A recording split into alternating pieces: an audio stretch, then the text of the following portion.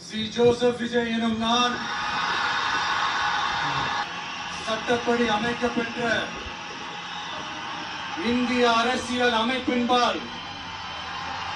உண்மையான நம்பிக்கையும் மாறா பற்றும் கொண்டிருப்பேன் என்றும்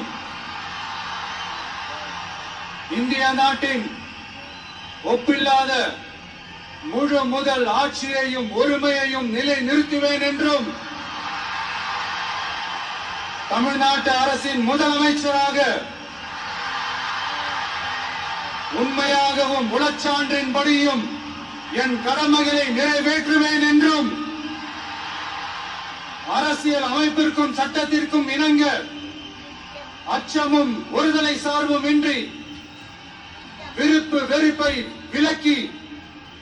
பலதரப்பட்ட மக்கள் அனைவருக்கும் நேர்மையானதை செய்வேன் என்றும்